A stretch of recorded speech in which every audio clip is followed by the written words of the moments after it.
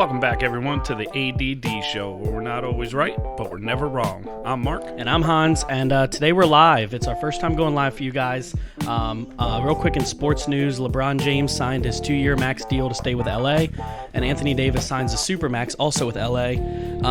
For the college football weekend, number 4 Ohio State is at Michigan State. Number 5 Texas A&M at Auburn.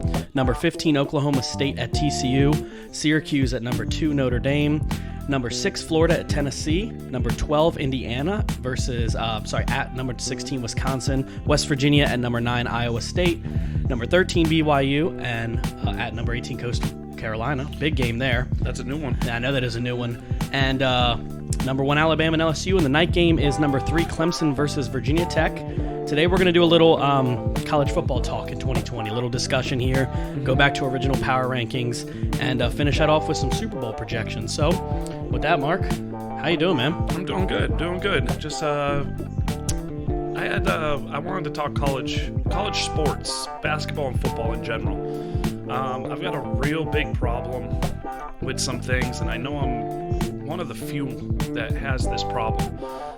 I hate the preseason rankings. Yeah, preseason rankings are ridiculous. I don't think they should exist. You can have people play 2 or 3 games into the season and see where they rank, and the cream of the crop will rise. And I think that people will be like, well, how are you going to decide? People like BYU and Coastal Carolina will be in the Final Four. That's not true, because if you have it based off of strength of schedule, everything, like power conferences, lose it. I could care less about a power conference. Most of the time, the power conferences are the reason why preseason rankings are the worst. Yeah, exactly. But you have, if you say, oh, well, BYU, USF, or UC, what was the Florida team?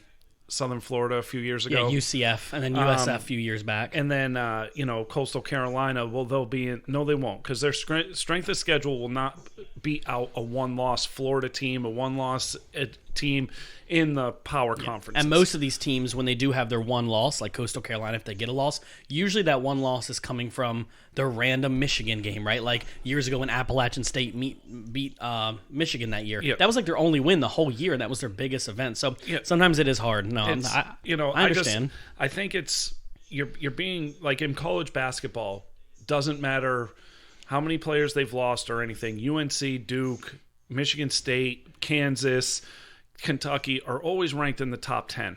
Always. And most of the time, one of those 3 teams or 3 of those teams aren't even that good. They'd be in the top 20 maybe, but they lose 3, 4, 5 games. And then when they do lose to a top team, they only move down 1 spot. Any other buddy loses, they're out of the top 25. Right. Where Kansas gets the doors blown off them by Gonzaga. Mm-hmm. And then West Virginia goes and loses a close game. Yeah. West Virginia is going to drop more in the rankings than Kansas does. Of course we will. And it doesn't make sense to me that you have these preseason rankings. LSU was ranked in the top 5, I believe, or top 10 in football this year.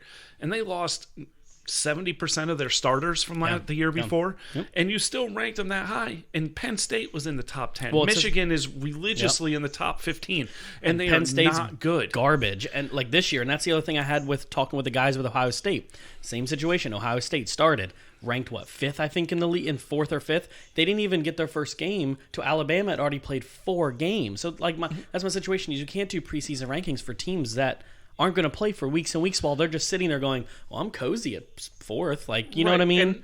And yes, is Ohio State one of the 4 best teams in the country? Yes. But should they be in the college championship right now? No. They should not be in the Final Four. They haven't played enough games, and I don't care who you are. It's not fair. And anybody who gets in there goes, well, we had to play 10 games with our people injured, and they get a healthy 6-game schedule. That's it, and they get to get in. Right. The other teams aren't going to think that's fair, and I'm not trying to say everyone gets a trophy here, but when it comes to something so big as $1 billion industry, you have to take the amount of games they play, and you have to take that in consideration. So, question for you, because you brought up Ohio State. Say Ohio State plays 6-7 games this year. They have 6 on their schedule, yes. 6 on their schedule, and then they play the conference championship game, correct? Yes. Okay, so say they go 7-0. All right. Would you rather have a Notre Dame, Clemson, Florida team in there with 1 loss, or would you rather have Ohio State? I'd rather have one of the 1-loss teams, just because they played a few more games. It's not my fault the Pac-12 and the Big Ten started 2 months later than everyone else. The Big East, I mean not Big East, sorry, the SEC, the ACC, the Big 12, they all had their stuff together 2 weeks, 3 weeks before everyone else, and they're still having COVID issues in the Big Ten. Yeah.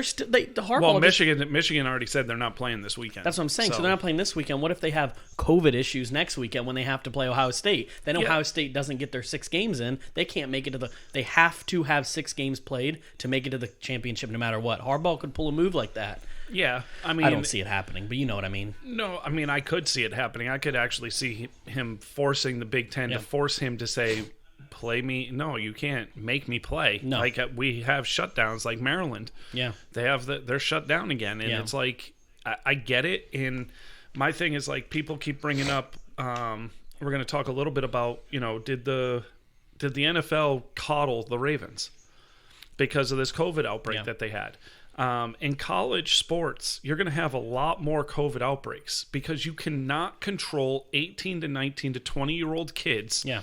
On a campus to do the right thing. You're not gonna get that to happen. That's why you get a lot less in the NFL, because these players are making millions of dollars. They go, well, worst case scenario, I get paid to sit in my mansion. These kids are living in dorms 3 and 4 the size of the room we record in. But the NFL has already stated the Ravens are in trouble. The Ravens are in jeopardy of losing draft picks and being fined a hefty amount of money because of negligence. Yeah, it's negligence is exactly what it is. So COVID in college, I could see a scenario where the college football is just in jeopardy of having a season where anything and anybody can say anything. Yeah, the there's going to be an asterisk. It's not going to have a proper champion. College basketball, they've already had games canceled. They've already had games pushed back. They've already, it's going to be interesting to see what happens with college basketball. But my ultimate thing with college sports has almost become unwatchable for me. Yeah. I'm a huge college basketball fan. I love college basketball. Yeah, it's one of the best. And I don't pay attention to it anymore. One, because Syracuse has been ass the last few years, and I'll admit that. But at the same time, I'm sick of being spoon-fed all these teams that are mediocre at best. Mm-hmm. And I get into this argument with Malik and Chandler all the time, because they'll mention some teams and some players, and I'm like, you know what? I'd rather have X, Y, and Z over anybody on Duke. And Chandler, it goes berserk because Chandler's a Duke guy, and I don't ever pick Duke right now to win the championship. No. And I'd much rather have a team like Gonzaga that has 4-year starters, 3-4-year starters, over a team like Duke that is consistently, or Kentucky that is consistently just getting 5-star freshmen, and just pushing them out for 1 year. That's just all boom, it is. Boom, boom. There's no continuity. It's like it's like an animal plant, I guess you would call it. You just get an animal in quick, you sell it quickly for Thanksgiving. It's just the next one up. And you're forced, and the NBA is becoming so watered down because you're force-fed these young kids where the reason why the NFL isn't watered down is because you force these kids to go to school for 3 years. Yeah. They have to play for 3 years. And then if you think about it, we just had this conversation with the guys, is that within the next 2 years, as soon as LeBron James's deal is up, they're going to allow students to come back from high school again, which fits perfectly in line with Bronny to graduate and join the NBA, LeBron's deal to end. So this is why, in my opinion, I'm jumping with what you said with the NBA. It's very watered down. I know when I talk about this, I sound like a West Virginia homer, because I am. But Javon Carter is one of my favorite basketball players I ever saw at West Virginia. He only averages 9 points a game with the Suns, but he's averaging good steals. He's rebounding. He's playing defense. He's a grinder. You don't get that kind of raw talent. He's not a 40-point game like Harden, but he's a grinder, and he's smart. Yes. You get those, and that's the same thing we talk with the guys with, like, I know we joked with Herbert or whatever it is, and Nate had said 4-year starters in college now is something that I'd like to see. And I wish basketball made these students go for 2 or 3 years to get here's the childish out. That basketball can't do is they can't get rid of the foreign leagues. Yeah. Okay, basketball is a worldwide sport. It is. The NFL isn't. The NFL is the only thing you can play. If you want to play your sport, you play in the NFL. So that's why college football can get away with getting these kids to play for 3 years. Now, certain kids are like, well, maybe I'll sit out a year, like Jadeveon Clowney sat out a year. Okay, sit out a year. But Jadeveon Clowney proved that he's kind of overrated. A tad bit, yeah. You know, he was rated off of one hit. Yeah. And that's what that hit was. That's a good hit. That's one of the best tackles I've ever seen in my life. But at the same time, you're old, so you've seen a lot of tackles. Right. But like with basketball, like what the Ball kid just did. Yeah. He didn't go to college. And he went straight to overseas, and he played overseas for years. For 2 years, I believe. It was until he became age eligible for the NBA, and he was drafted 3rd. So that's my thing. I don't care if players go overseas in the NBA. I don't care if players play in college in the NBA. But I think it should be at least like with the NFL, you're only going to play college in the Americas, but with NBA, you said it's worldwide. So at least maybe give these players the age of 21 a minimum, or 20 minimum, where they can't be 18. And I feel like the NBA just has some of the youngest immature players. I'm not saying they're bad kids, but they're 18. It's not that they're bad kids. They're not good at basketball. That's the thing, because they may have all the skills in the world, but they don't have everything else you need. They don't have the mindset. They don't have the small things that the best coaches coach. Right. You know, in one of the latest Rookie of the Year, Ja Morant. Yeah. He went to school for 3 years because he was not recruited. Yeah. He was one of these kids where I don't know if you've ever seen the story on him. The coach, I read about it, but I didn't. I can't remember the school he went to right now, but Murray State, yes. The coach, the assistant coach, was at a gym and was just there randomly watching a game and saw this kid play. Called the coach up and said, "We need to get this kid in here." And he's like, "Okay, well, you know, how many?" He goes, "He has none." They are the only ones that offered him a scholarship, and he went, and he is. By playing for 3 years in a school like that, made him relevant. He came up. I would take a player like Ja Morant over a Zion Williamson any day of the week. Yeah. And these young kids, like it's just like these wide receivers, or the best wide receivers aren't going to be freshmen. You know, they're going to be the 20, 21 years old. Yep. They're fulfilling they're getting into their body. They're growing into what they're doing. And you're drafting kids into the NBA that aren't even fully developed yet. And not only mentally, but physically. Going back onto your Ja Morant story is, when I first heard about Ja Morant, it reminded me again, I know I mentioned it, but of Javon Carter. Same thing. Bob Huggins showed up in, I want to say he's from Illinois, showed up to a gym there at some Christian boys' school, and they were talking to him like, "What do you want to do?" He's like, "Well, I'd love to come play for you." He's like, "Again, how many offers do you have? Where are you at?" He's like, "I'm not even ranked on 247. And he comes out, and at the end of his career when Javon Carter, there's only 2 banners in the WVU Coliseum.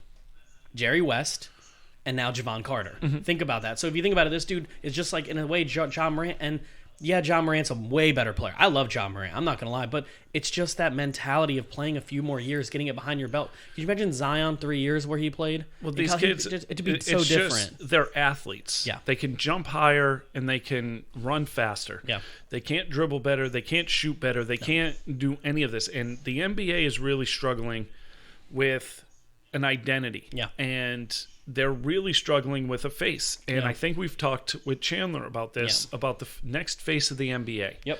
And, you know, we went over this, but you're force-fed Zion Williamson. Why? What is it? What did he even do in college that is worth? He could dunk. Okay, he could dunk. Everybody can dunk. You know, but is he going to push his? Is he going to push his game to the next level, like LeBron James? Yeah. And I say LeBron because if you think about the first couple of years he was in the league, he couldn't shoot. No. I mean, he still technically can't shoot, but he was just faster, bigger, and stronger than every single person he played against, and he just dunked on everybody, and he was just better. It's crazy if you think about the lifetime of LeBron's career so far, all the changes he's gone through, all the different types of positions, the types of players he's been. He was a dunker, then he was a scorer, then he was a slash forward, now he's a point guard. It's just he's been whatever he's needed to do, and that's the thing with Zion is I think Zion's just going to be a 4 or 5 year Greg Monroe, and I don't want that to be the case if that's what I'm thinking of with Detroit, right? Yeah, like I mean Zion maybe better. Has the potential to be better. He has the potential. Oh yeah. But it's, you know, it's sort of like that kid R.J. Barrett. Yep. He came out. He was the reason why Duke went as far as they did in the tournament. Yep. He gets drafted. He came out too soon. Yep. And he's just Is he the one on the Knicks? Yeah, he's irrelevant. I didn't even hear about him this year, and I watched half the games. And so, like, it's like these kids come out, and more of these kids are irrelevant. And people wonder, like Chandler mentioned in our group chat the night of the draft, He hates European play. Like the Wizards always reach for that European player. European players are more balanced and more ready to play in the NBA. Now, yes, it is a either hit or a miss. Like it's one or the other. It's not an in between. You don't have like a journeyman European player. They're either a superstar or they're not. And this kid doesn't have a lot of doesn't have a lot of rebounds, doesn't have a lot of scoring, doesn't have a lot of anything crazy, but his coach says, I've never coached a smarter player in my life. That's from the age of 16, 15, he's been playing professionionally. Yeah. And in that league 21, I think. 21, so 6 years professional overseas. He might be under 20. He's only been playing it, but this is what I'm saying. I'd rather take a chance on somebody like that than an 18-year-old kid. Yeah. And that's why. And that's what I've told with the guys. If I was a coach in the NFL or an NBA coach, I would always go after. And it's nothing against the Burrow. I think Burrow is great, but I would always be the one to go after the Herberts, or even in basketball, the Javon Carters, 3-4 year starters on any position. Doesn't matter the college team. I just want someone that's been around their coach enough to go, hey, all these other guys are going pro early. Coach, I want to stay and learn more. You're a Hall of Fame coach. I want to learn in college. There is an exception to that rule. There is that player that is a once-in-a-generation player. But it's not every year like the NBA has. No, it's not every year, but when you keep saying, like, instead of Burrow, because Burrow only started 2 years. Yeah. But he's a once-in-a-generational player, he's Burrow is. I'm using, but I'm just, he's a once-in-a-generational player. I'm just using the expression of, usually you want players that started. Now, he may not have started every year, but he played 5 years in college, did he not? 4 years. Who? Burrow. He didn't start every season, but he was there. Yeah, he was enrolled. He was enrolled in college. So even if he doesn't play every year, my point is someone like him, someone like the Herberts, over, I don't know, any other player who only plays 1 or 2 years, especially in basketball. Yeah, no, I want the 4-year college guy. And I agree. And sort of like along your point is like that. If you're a quarterback in college and you start for 2 years. Yeah. And you show that progression every year. Yeah. It's sort of like, I believe Watson was a 3-year starter. Mm-hmm. And then they jumped right to another kid, but then Lawrence took over right after that. And it's the NFL has that right thing. And sort of the MLB does too, because the MLB will draft you out of high school, but you have to sit in the minors. Yeah. You have to work your way up. Yeah. And majority of the time, you're not having a 19-year-old kid in the major leagues. No. You have to really work your way up in baseball. Where basketball, you're sort of just, here you go. Yeah. And, 18 years old, you have a 4 or 5 year contract as a rookie. Yeah. And by the time you're 22, 23 years old, you might be out of the league and out of a job. Yeah. And I've seen these young NBA players come out of college with all the skills to shoot, right? All the skills to dunk, all the skills to go, I'm the dude, and rip open that Superman chest. But they double dribble, but they travel, but it's the fundamentals that sometimes they're missing. Not all of them, but I just watched a lot of the big man's game. We just said they changed the league for LeBron. Yeah. I mean, you have the Euro step that's legal now in the NBA. Yeah. It's the dumbest thing. Like, don't get me started on the lack of fundamentals in the NBA, because I guarantee you there's maybe 5 players in the NBA that can shoot off the backboard regularly and make it. Where back in the day, that was even Tim Duncan made a career off of shooting off the backboard. And I mean, it's don't get me on fundamentals. Yeah, travel's completely out the window. Yeah, you only travel if it's 6 steps or more now. It's the NBA is. I still feel the NBA is in trouble. Yeah, you're gonna last. Yeah. You're gonna be that number 2 professional sport all the time, because you really do market well. Yeah, but the thing is you're getting so watered down with young, and I hate saying talent, young players that aren't talented, that you're really going to have to reevaluate. And the reason why they stopped doing high school drafts, kids coming out of high school, is because of how bad these kids were coming out of high school. And they're going back to it, and it makes me wonder, are they only going back into it because of LeBron's son? They're going back into it because they don't want to lose players to Europe. That is the main reason why you have kids opting out to play in college to go to Europe. And the NBA is like, wait a second. I'd rather have these players in the NBA than lose them to Europe. Yeah. And me personally, I'm like, most of these players that are opting out are either not smart enough to stay in school, and they need the work in Europe, and they don't make it. Yeah. I will say this. There is a Chandler's cousin, Mo Creek, has made a living playing overseas. You can get real good money playing overseas. Oh, yeah, absolutely. And he he would have been an NBA player for a long time if he didn't. I believe he tore both knees, and he hurt his Achilles. Yeah. So he tore his Achilles, and I believe he tore both ACLs. So you ain't doing much ball with that. But he's overseas and he's still playing. Yeah. And he's still relevant overseas. And he plays in a different league, but he's still making that money. But as far as college goes, get rid of the preseason rankings. Get rid of them.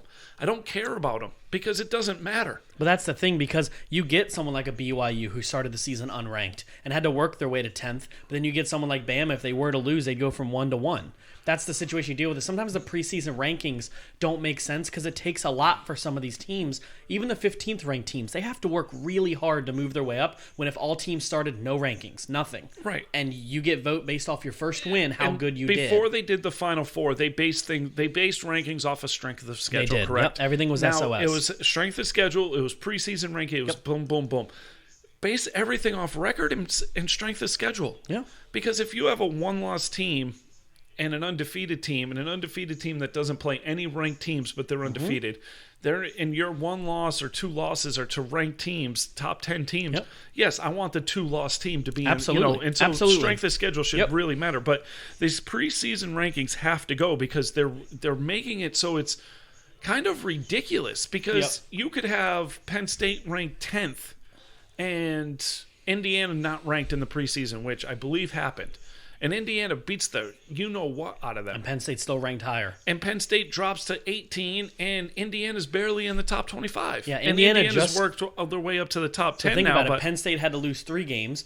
Indiana had to win 3 just for them to pass each other. Yeah. And I was like, that shouldn't happen like that. And it's the big school biases. I understand these big schools sell tickets. They do. But for like me, I don't pay attention to college. The first time I watched film on the offensive lineman from Oregon? When? Just the other day, because the Bengals website said we're in a battle for this guy. Yeah. And me personally, he's another left tackle, but you can move Williams to left, or you can move this kid to right. And this kid's good. I was hoping we'd get him. But I just started watching film because I don't pay attention. This is why I can't pay attention to college, because these teams are, I just can't stand the ranking system. I can't stand the force-fed Power 5 conferences. Yeah. Get rid of I'd be happy if you got rid of all conferences. You still had those rivalries, and you get rid of championship games, and you just play a 10, 11 game schedule, and you go from there. See, I don't hate that idea. I would just love to see the idea that all the conferences, whether you have the Power 5 and then you have the Group of 5, I think just like FCS does, the JMUs, the North Dakota States, I think the Power 5 conferences should have their own 4-team playoff, and I think the Group of 5 should have their own 4. So Cincinnati, Marshall, BYU, and Coastal Carolina would be their 4, and then we'd have a big 4. But they could sell both. People would watch both. Right. But that way we don't have that argument of does this team deserve in there or not. So that way you don't have to get rid of the conferences. But about 10 years ago, Gonzaga's been a perennial top 5 team for years now. In basketball? Okay, in basketball. About a decade or so, yeah. They could not schedule a Duke, a Kansas, North Carolina. They couldn't get them on the schedule because they were scared to play them because they didn't want that loss. They were playing what, Mountain something conference? Yeah, the Summit conference. And so my thing is this, is you have these top teams not wanting to play a BYU, want to play back in the day Boise State because of the chance that these guys are going to beat you and that loss will hurt. That has to stop. Yeah, sometimes you may realize, I know BYU doesn't have a strong strength of schedule, but there's that time when BYU can pull off a win against 19th ranked Oklahoma State. That could happen. Right. Maybe not in Alabama or Ohio State, but you tell me they couldn't beat maybe a 4, 5, 6 seed at times. I think it could happen. At the same time, I look at we talk a lot of West Virginia because you bleed West Virginia. Always. I mean, you could probably name all the students at West Virginia if you wanted to. Almost. I look at what West Virginia did, saying, listen, nobody wants to play them, we'll play them. Yeah. Give us Gonzaga. I want Gonzaga on the schedule. Huggins straight Who cares? Supposedly Huggins only had a 3-minute conversation with ESPN, said we want him. They're like, wait, no one's calling. They're like, we want it. We want that smoke. Yeah. And we may have lost, yes, but we pretty much did good. That was a really good loss. That's going to help us down the road. Yeah. And that's what we do. We wanted that smoke. the thing is the fact that somebody had to say, yes, I want that game, where a Duke, a North Carolina aren't on the phone saying, we want to be the number one team, the game on ESPN where we go. No, all these schools are shying away from games like that now, where Duke plays Michigan State every year. Okay, big deal. You beat Michigan State every year. Michigan State is the most overrated college and then their other NBA, college then basketball. Their other hardest game is their SEC Big 12 Challenge, which is usually against Iowa State. They play somebody that's not really relevant. Then you play North Carolina. North Carolina's not that good. Louisville's not that good. Like you get these teams that are ranked, but they're not that good. Yeah. And then you have the tournament come, and everybody's like, "Oh, the 5 versus 12 is always a big upset." You know why? Because the number 12 team gets no love from anybody. Yeah. And then they're like, "Oh wait, they're really good. Let's put them here," and they'll play the 5 state. And it's always a mid-tier level conference where the team is just dominant and they can go far. See, that's been one of my pet peeves with college basketball is that the Big 12 has 10 teams. You get 8 of those teams are allowed into the big dance, but the MEAC only gets 1 team. That doesn't make sense. Why? To me, you have teams that are like, well, they're 30-2, but they came in second in the Summit. Right. But why does these big conferences, like you said, no offense, I'm a big conference guy, my team's in one. Why do we get all of our teams into the dance that are 500, but you don't let in Mount St. Mary's that's 25-5? I'm a Syracuse guy. A few years ago, Syracuse made the tournament and they were a game over 500. That was 2 years ago, I think it was. We talked about it. 2-3 years ago, and now they made a run to the. They did the Elite Eight or Final Four or something like that. There was probably other teams. You should not have made it. Like with your record, you should not have made it. And that is what I'm trying to say is like these conferences get so much love where they think the 12 best team in the ACC is a top 64 team. And realistically, it's not. I know we probably talked more about college than what we thought, but it's just it really bothers me. And I know like a few people really like, especially in our group chat, a few people really love college and they really love how college is set up. I don't. Get rid of these preseason rankings. Just play the games that are, and stop shying away from the big game. Yeah. Like college, I know this year they couldn't because of COVID, but you play 1 out of conference game, 2 out of conference games, and one of them is against like a third Division III school. That's like Alabama every year. They have that one game against a pretty good, decent team, but the bottom half of the SEC hasn't been good the last couple years. But then they have Chattanooga and they have South Alabama. They get 2 D2 schools.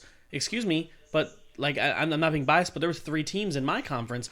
All of them played D1 schools. Every game off week was Boise State, BYU, bigger schools. But and then again, like you're basing these big games off of preseason rankings. That's the thing. And so my thing is this: is if you had a big game and you played LSU, the defending national champions, and you played them the first week and you're under the lights, LSU stinks. They stink. They lost a lot of players. Yeah. And not to get me started, I want to have Logan on and maybe Nate on to talk about this, but I am a firm believer, and you can call this a hot take or what, but behind the scenes, what's going on at LSU, they deserve the death penalty.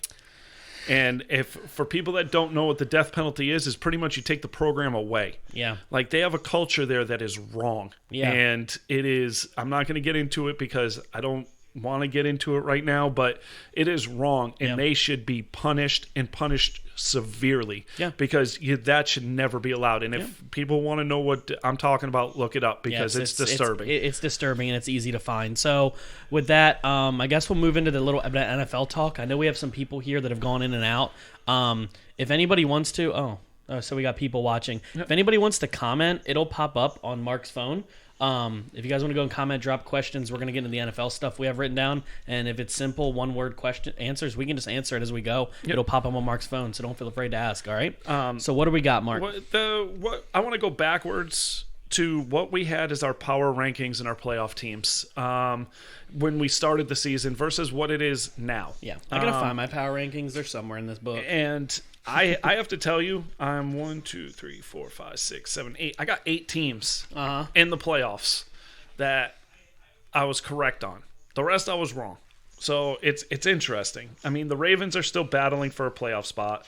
So are the Patriots. They're both long shots. The Texans have no chance. Nope. But I got the Chiefs, the Steelers, and the Colts correct, and the Bills correct in the AFC. I got the Saints, the Packers, the Seahawks, the Bucks right in the NFC. I was way off on the Vikings, the Cowboys, the Texans, and Ravens and Patriots are still battling, but Yeah. I was wrong on there. So I pretty much, same thing with me. I had 3 wrong in each for my playoff rankings. I had Chiefs and Ravens at the top. What happened? Oh, no, Justin asked a very good question. Well, let's go for it. What we got? All right, so Justin just asked, who retires first, Brady or Breeze? Breeze. I'm going to say Breeze, too. I can't say that this is Breeze's last year, but it should be. I think, again, my preseason rankings and my rankings now are exactly the same at the end. I had Chiefs and Saints in the Super Bowl, and I think Chiefs are going to go back-to-back, and Breeze is going to call it a day. This injury, I know it was just ribs and it was beat up. I don't know. I just got that gut feeling this might be his last ride. That's just me. Brady's going to have a chip. Both retiring after next year, but Brady, unless he won a ring, Brady's got a chip right now because this team may not make the playoffs and they're on the edge right now. I think they still will, but they are definitely performing worse than anybody thought they were going to. Again, power rankings. Yes, with power ranks, but again, I'm going to say with this Breeze thing, okay, Breeze and Brady thing, I'm leaning more towards they're both done. You think this year? I'm saying talent-wise. Oh, yeah. Physically. I think they both still got it up here. I think Brady has more than Breeze does. Yeah. But Breeze is really pushing that envelope of, and I know the Saints really love, and Nate will love this, they love that Hill kid. They love him. And I don't know what they see in him. I hope he's not their starter going forward for next year. Michael Thomas has to be like, please trade me if he's our starter next year. Please. But I see Brady playing one more year, and I see Breeze looking at this injury that just happened as a simple sack just broke 11 of my ribs. Dude. And collapsed lung? Yeah. So I look at him, and he's such a family man. Yeah. That I look at it as he's not going to want to get beat up like that again. Right. And that's my only thought. Yep. So I'm going to answer questions here because Logan just asked one too. So we're getting questions in. Yes. Good. Okay. So screw our notes. So Logan just asked who gets their next ring first, Aaron Rodgers or Russell Wilson? According to my rankings right now, the one who makes it the farthest is the Packers right now. I think they're a better all-around team, so I'd have to say Aaron Rodgers. Yeah. Got to remember, the Packers are going to win a title in the next few years. Their coach is really good. LaFleur, right? LaFleur? I don't know. Peter LaFleur? LaFleur. I can only think of dodgeball but now. He's really good. And Rodgers is playing at a level right now that you're like, oh, damn, I forgot. I mean, to be fair, to me, Aaron Rodgers has been playing on the level for a decade. Right, but here's the thing. Last year, he struggled in this offense, and now this year he is really showing you and he's having fun. Yeah. And that's the difference. Where Russell Wilson, it seems like every game is a struggle. Yeah. Every game is a struggle to get to where you need to go. And the Packers right now, they have the easier division. Yep. But I think they have a better defense, and they're better set up to win now. That's what I meant, balance. I think overall the Packers are a better team. I would trust them more. I still think they need that second weapon at wide receiver. I think that Tanyan kid's good at tight end. Yeah. He's not great. Devontae Adams, for some reason, is never covered. He's never double covered. With seeing what the Packers have, I would triple cover Adams and just single cover everybody else and just be like, please don't beat us this one play. Please don't run up the middle with Aaron Jones. But again, the running game, Jones and who's that other kid that they have? Jamal? Williams. Jamal Williams? Is that his name? Yeah. It's Williams. It's one of them. They're good all around, and if they can stay healthy, I think they're only going to build. And so I'm going to say on that one, I think Rodgers wins, and I think Rodgers wins in the next couple years, either this year, next year, or And here's the thing with Rodgers that I am very interested in is I'm looking at it.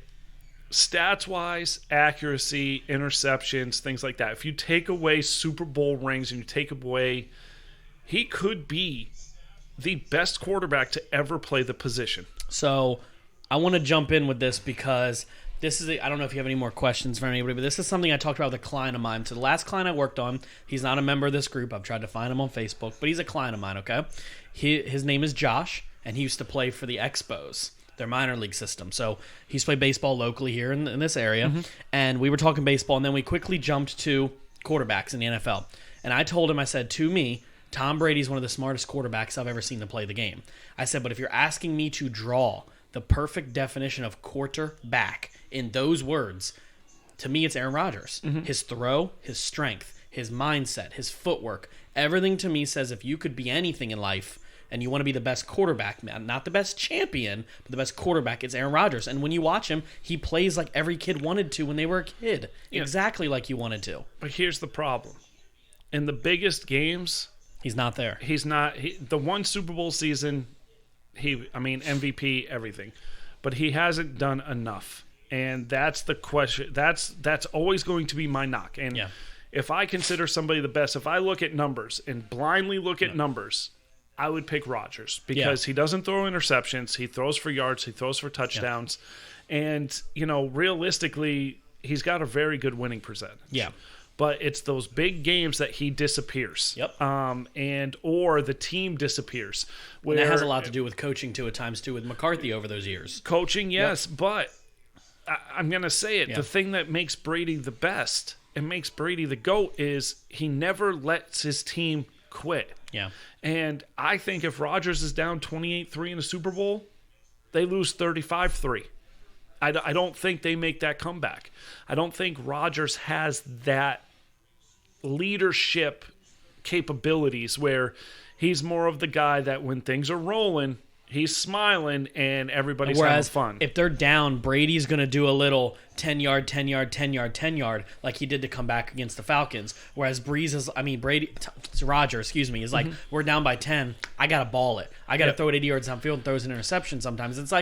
It's like one of them just knows when they're down a little bit more. I see him playing a little bit better. But like sometimes I just imagine what would happen with Aaron Rodgers all those years with the Patriots. Imagine that situation. But if you think about it, the last, I'm going to say, 20-plus years, how blessed are we to watch the quarterback position? Think about the quarterbacks that have played in the last 20 years. Okay, and like just three of them we just talked about. Breeze, Rodgers, and Brady. Right. But then you add in Peyton Manning. Okay, you add in Big Ben.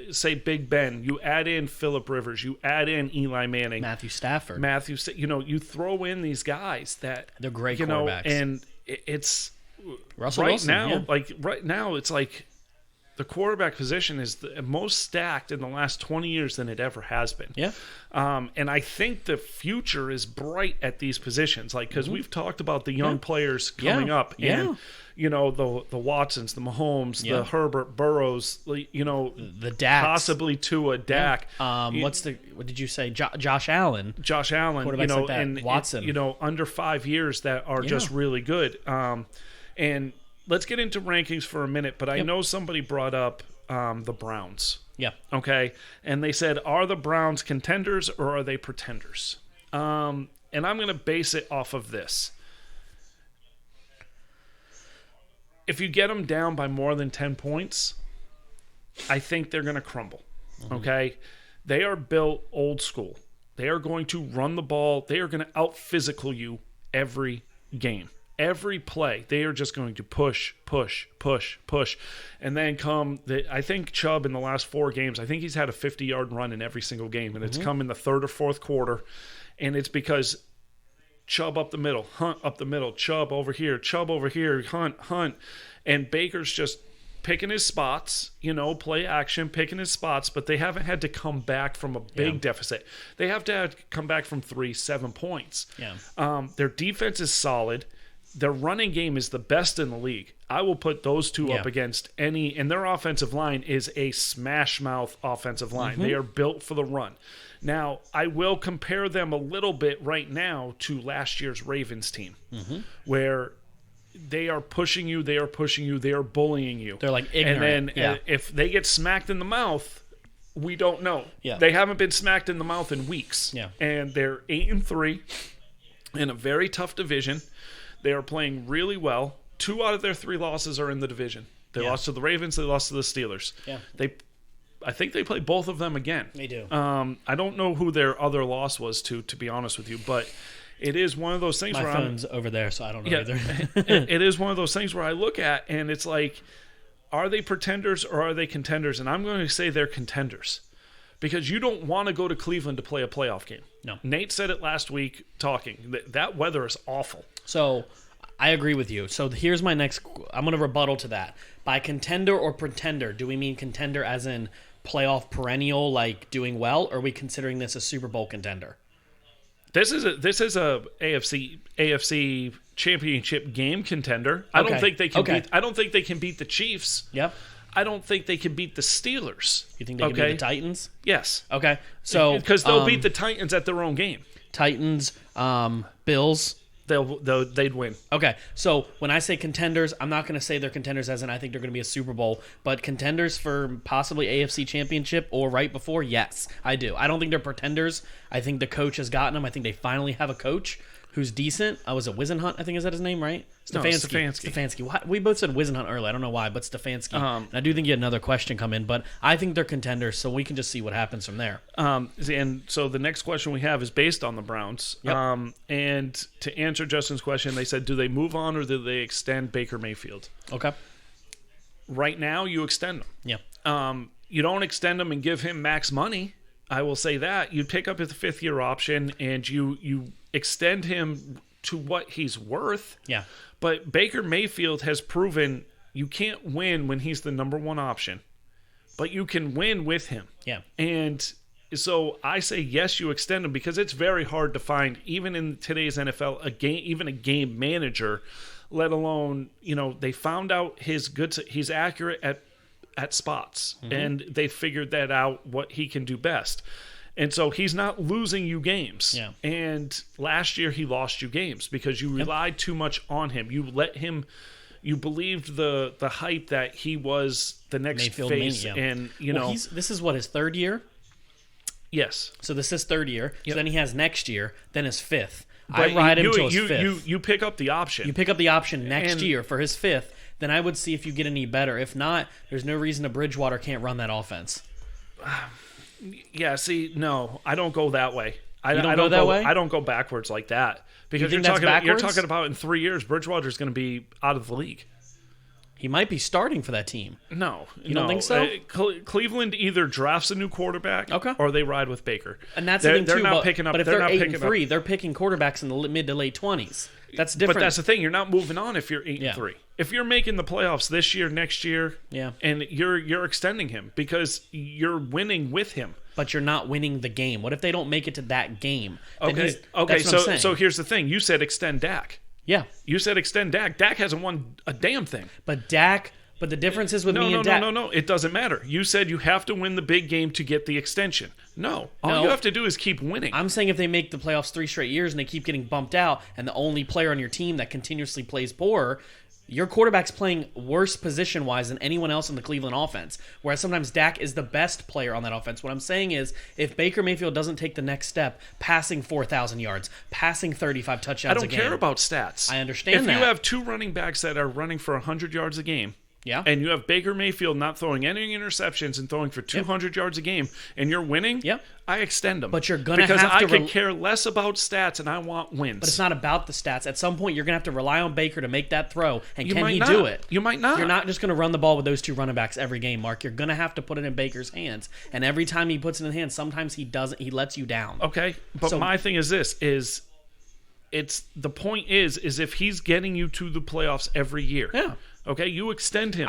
That's what I mentioned with extending him, but I'm saying pick up his 5th year first and see if he keeps taking that next step. You're going to have to pay him. He's going to want $30 million plus, so what if... Okay, that's not going to be a top 5 quarterback in 3 years. Okay, so $35-40 million plus. Do you no, pay him no, and I said that. Yep, I know. But you pay him what he's worth. He won't take what he's worth, though. That's the thing. None of these quarterbacks do. That's a different conversation because then the thing is, but I don't pick up a Teddy Bridgewater. I don't go backwards. Teddy Bridgewater isn't that good. I think he is. If they were that good, Carolina would be better. I mean, they haven't had their Christian McCaffrey all year, bud. Okay, but their running back still has over 800 yards rushing. I mean, he is pretty good, yeah. And he's been catching the ball a lot. And they have 2 stud wide receivers. And what are they, only 2 games behind the Bucs, though? 3 games behind the Bucs? No, they've lost like 6 straight. Have they? Yeah. No, I haven't. They've only have 3 wins. I thought they had like 5 wins. No, Maybe they I'm only wrong. have 3 wins. I'm wrong on that one. So, like, that's what I'm saying. Yeah. Like, and it's just like the Bills. You extend Josh Allen. You extend him. I extend Josh Allen because I think he plays better. That's why. But my thing is this, is like everybody's going to say, well, you always say you don't extend, if you can't win playoff games. For the Browns organization, making it to the playoffs is a big deal. Okay? And the Ravens, making it to the playoffs is not a big deal. Winning in the playoffs is what matters. And that's why I don't extend Lamar. Oh, I would extend Baker over Lamar. Absolutely. And that's the thing, like it's sort of like, and it's sort of like 2 different things. It's 2 different conversations, but it's the same conversation because the franchises are in totally 2 different places. Okay, where your franchise in Baltimore expects your quarterback to take you to the promised land. Okay, you had a quarterback like Joe Flacco lead you to the Super Bowl. Okay, and it was a good defense. Lamar Jackson has a good defense, very good running backs, can't get the job done when you fall behind. Now, yes, their wide receivers are highly overrated. Okay, I will give you that. Their wide receivers are highly overrated. But even if they had a Pro Bowl wide receiver, I do not think Lamar Jackson can get him the ball. Where Baker has proven to me he in a game time situation he can throw the ball for 350, 400 yards. Oh yeah. Okay, and if you're not asking him to do that every game like you did last year, then yes, I still think Baker Mayfield is going to get extended. I think he will too, but if my thing was if you're just asking me the scenario of kind of like getting extended, it's with Baker Mayfield, it's just a trust thing for me. It's that if you needed a quarterback and your running backs are running well and then all of a sudden they stop and you're down by 7 to 10 points, I don't think that style of offense is going to get Baker Mayfield going, guys, I got this. Just get open. You can trust me. That's my only thing is I trust the Josh Allens more than the Baker Mayfields. It's just the style of play. The style of play in the Browns just concerns me. If they're behind, they aren't coming back from behind to catch these teams by much. And it's because you have to put it in Baker's hands. I'm not saying he's a bad quarterback. I don't think Baker's a bad quarterback, but I don't think he's going to get to the great level. And I think if you want him as average or above average at best, then you extend him long term. But I think at some point he's not going to take that next step where he's going to be the reason you win these games. And sometimes you want that. Sometimes you want that, but sometimes you don't have to have it. I And understand. that's the thing. Like, they are built not to have it. As long as they don't get put it in Baker's hands too much, because a lot of the games they lose is because Baker has it in his hands too much. My concern is that that's going to happen when they need it the most not to happen. Right, but you're talking about not this year. It could Baker happen. hasn't lost them a game at all No, this year. no. The games they lost, were He's bad definitely losses. taken a step forward this year. I'm not going to deny that. But I'm saying you have the top 3 running back in the league. At least. I mean, you're looking at Kamara, Cook, Chubb, McCaffrey's in there. I know he's hurt right now. Yeah. I think Chubb is top 3 right now in the league. easy. He's top 3 in the league easily. Everyone's healthy. He's still top 4, top 5. Yeah, absolutely. Easy. Now, you have that, and you have Kareem Hunt, who was a top 5 running back when he was a starter. The only reason why he's not anymore is because he got caught kicking a girl like an idiot. And the Chiefs said, you know what, see you later. So it's what could have been if he was on that Chiefs team still. Oh, man. I mean, no offense to CEH, but could you imagine Kareem Hunt on that backfield? If you think about their Super Bowl run last year, that's kind of what they were missing. Yeah, that would what be could scary. have been. Yep. What could have been. So the power rankings, we didn't do very well. No, neither one of us. I had in the NFC Championship game 49ers versus Bucks. I had 49ers Packers, so and then I had the Chiefs versus a big question mark. So I didn't pick somebody there. If I had in the Super Bowl, I had the Chiefs versus the Broncos. Versus the Bucks. You did not pick the whoa, Mark. Don't do that to me. In the power rankings I'm looking at, I had the Jets 27th instead of 32. I had the Dolphins at 30. So I was way off on the Dolphins. Everybody else around that area, I was way off on the Rams, Raiders, Browns, and Cardinals. Everybody else, I was pretty much in the area. Did you say Cowboys? Huh? Did you say Cowboys? Oh, Cowboys are, they're there because I had them winning the East. I had the Eagles up there, too. I didn't have the Eagles in the playoffs. But to piggyback on the East, Washington's winning that division. Yeah, as of right now, the Giants are in first, but the Giants have the easier schedule. The Redskins have the. Oh my gosh, I did it. The Washington football team has the easier schedule remaining. That I think by default, all these teams are pretty bad, but I think they have the easier schedule going forward. I expect them to win the 4th seed and in the playoffs. Yep. So now, a couple other things that we talked about first episode was Drew Lock. You said he wasn't a bust. I said he was a bust. Are you changing your mind on that? I would probably say he's a bust. I mean, it's hard to tell because he missed more than half the games this year, so it's kind of hard to say. But the games I've seen him play, he's a bust, man. Do the Broncos have Drew Lock starting for them next year? Most of the mock drafts have them taking a quarterback, so I'd say no. Okay. So, and I was dead wrong. Well, I said Tua would have better numbers than Herbert. Yeah. I did say that Burrow was going to have about 3,500 plus yards and he was close on pace to 30 for more than 30 that. touchdowns. He was on pace. He was on pace to get close to those touchdowns, but he was going to go over those yards. Oh, he was going to go over those yards. Nobody knew Herbert was going to pay a doctor to take out Tyrod Taylor. So, but he is definitely better than what I thought he was going to be. Not only did he pay a doctor to take out Tyrod Taylor, he also paid a doctor. He also paid the whoever it was that played the Bengals to take out Burrow. Yes. I mean, to be fair, Herbert was going to be Rookie of the Year either way. The cheap low shot there that the Washington football team did on Burrow. I mean, they did one at Dalton, too. Washington's pretty used to low ball hits, but they can't find these players because they don't know what team they play for. They can't look across the team names and find them. Okay, so I want to ask you a question about Herbert. Yeah, sure. Okay. He's going to put up numbers. Oh, yeah. Okay, and I've said it before, he's a gunslinger, not a quarterback. Mm-hmm. So he's Brett Favre, not Aaron Rodgers. Okay, so that's my stance on it. Can you win with Herbert? Yes. Okay, then why haven't they? Because their defense is suspect. So when I looked this up, I thought it was actually crazy, right? So the Steelers have 6 games this year within a touchdown, right? The Chargers have 11 games within a touchdown. So that comes down to multiple things. Can you get it done? Well, your quarterback's playing well. Maybe it's coaching. Maybe it's Herbert. I'm not saying it's not. Maybe it's your defense allowing, because a lot of these games, the last team on the field when they lose by a field goal or more is not Herbert's offense. It's the Chargers' defense. So that makes you wonder, why are they losing all these games by such a close margin that what if all these games were turned the other way? Every game they've lost has been within a touchdown. That's close games, even though they're 4-8 or 4-11. I think they have bad. 2 wins. They have 3 wins. Do they have 3 wins? or 4 wins? Yeah. So my opinion is no. You don't think he wins anything? I don't think he wins anything. See, he reminds me more. I know you said Brett Favre. He reminds me more of a little bit more of a running version of, I'd say, kind of a baby between Stafford and Rodgers to me. His arm strength. He's got more arm strength than Favre does to me. I'm going to say he's Phillip Rivers. And that's not an insult, but you're not going to win anything. But again, it comes down to everything has to be perfect to win it all.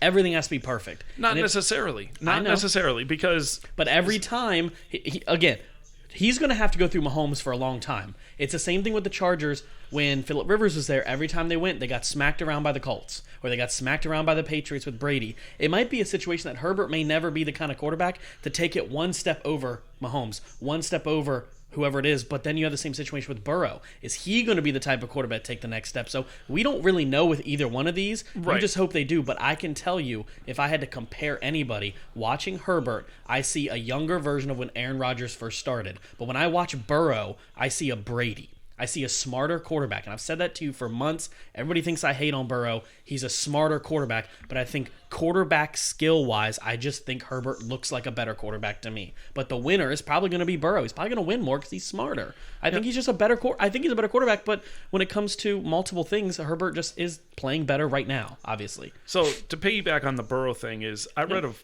3 or 4 articles now where Adrian Peterson, Deshaun Watson, and...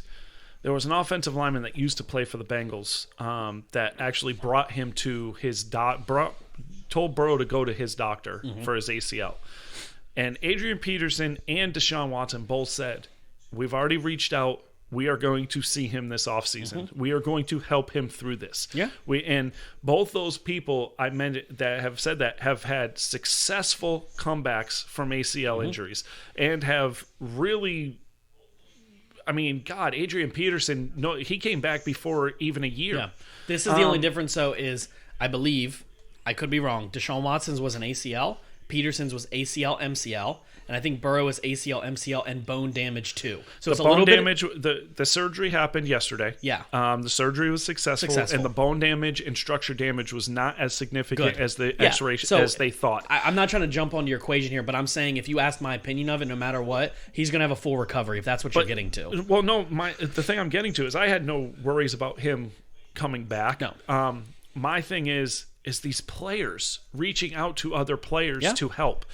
And in my life watching this now, I don't know if it's because social media exists now and so you see more of this, but you never saw that back in the day.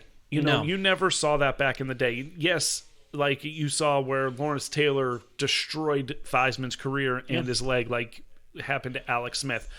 Lawrence Taylor was sick to his stomach. Like he almost didn't want to play anymore because of it. Like you still have players that care about players and you don't want to see other players hurt. Yep. And Lawrence Taylor even had said after that, like, yes, my job is to get to you and to tackle you as a monster. And to, and yes, but I don't want to end your career. I don't want to hurt you. And and I know that I joked it wasn't a low hit. He was pushed and he went and again, it's one of those things. I hated to see it, and it's just unfortunate that it happened to be a Washington player that did it. Always, but it's it's one of those things. I want to jump back to what you just said because you made a good point, saying players are now being there for each other more than they ever have, and that's something I saw. I think it was maybe after Dak's rookie year or the year after. I remember following him on Instagram and seeing him throwing a football on the sand in somewhere in California. I can't remember where. And he's got these bands around his ankles that you like stretch your legs on with. And he's doing the footwork on the beach. And I'm looking in distance and he's got all these people tagged. It was Brady, Rodgers, Breeze, and Russell. And I was like, this is what needs to happen. But instead of Dak, this needs to be Lamar. Like these, but that's what I'm saying, and I'm just joking. I'm piggybacking on that. Was funny, but the point was, you see these quarterbacks getting together. No matter who they are, they may be rivals, but they're getting together and working better and harder to make the league better. This is why there's so many great quarterbacks right now. When you were growing up, you had 2 or 3 at a time. You had a couple of decent ones. You're talking, you have 10 quarterbacks that are in the league right now that all could potentially live in the Hall of Fame soon. Oh, yeah. If not more. That's sort of why, to piggyback on what Justin asked, who retires first, I sort of want to see him retire at the same time. I would love to see it. Because that's a hell of a Hall of Fame class. Yeah. Even if it's just them two. Because it's sort of like what the NBA is doing right now. Yep. You've got Garnett, Duncan, and Kobe. Yep. And rest in peace, Kobe. Yeah. It breaks my heart that he's not going to be there to give his speech. That would have been a great speech. And I know Vanessa's going to be there to give the speech for him, and that's going to be one of the toughest things because it's one of those things where those were the 3 for 20 years.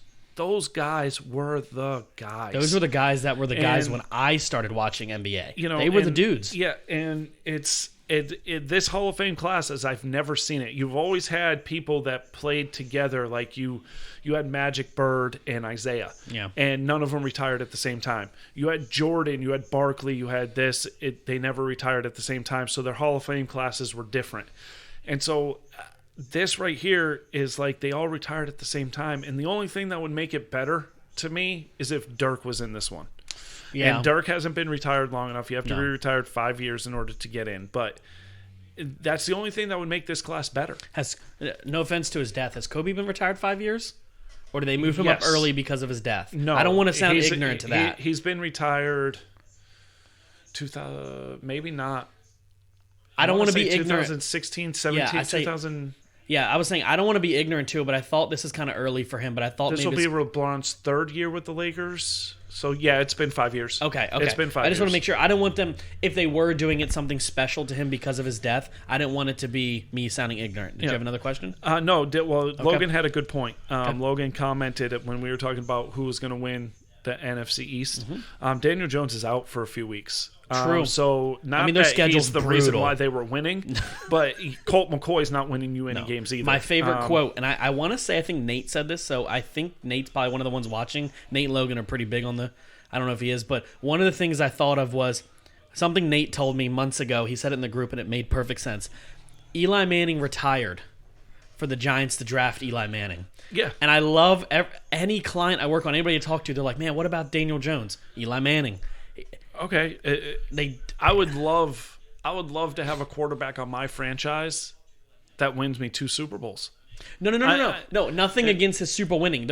I'm meaning turnover-wise. You got rid of a turnover quarterback, but you got to remember, you want to talk about the Ravens, I don't think Eli Manning was the reason those Super Bowls were won by him.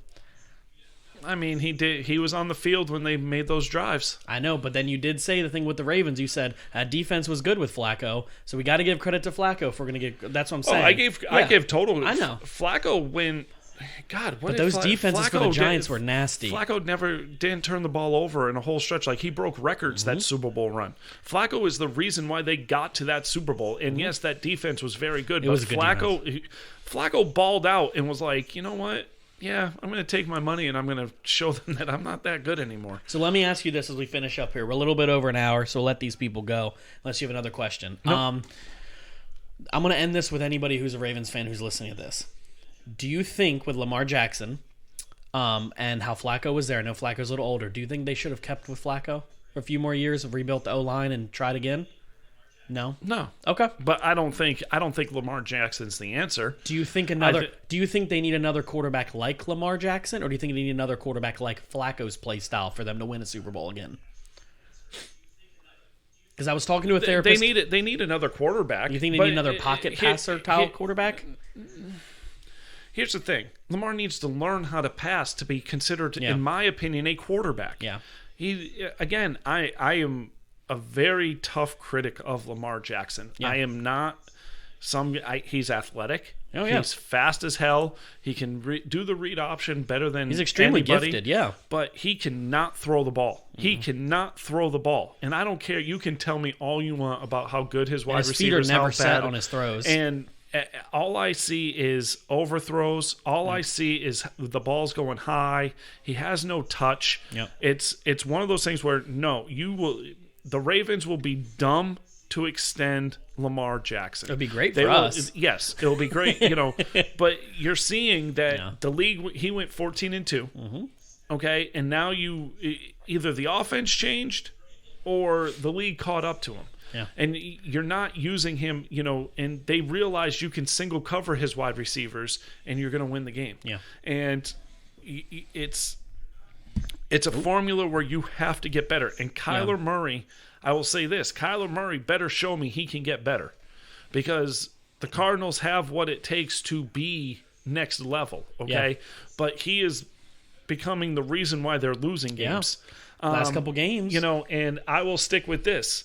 If you're a running quarterback first and not a quarterback first, you will not win in this league consistently. I've said that before too. And it's just my belief. I don't believe you need a pocket passer. No. I think somebody like a Kyler Murray can win in the league if he gets together and is more consistent on a game-to-game basis. Yeah. I think one of the situations you need a quarterback who's willing to throw first, run second, i.e. a Russell Wilson. Sometimes Kyler Murray's a little bit like that. Even Josh Allen's like that. Something like that. It just, when Lamar throws the ball, I always go, oh, it's going to be a pick six. It's one of those things when you shouldn't have to feel like that. But again, it's my favorite quote. I've almost adopted it myself, is the Ravens will sell tickets. Lamar will sell tickets. His play style sells you in tickets, but it doesn't win you a championship. Well, here's the thing, though. Baltimore's different.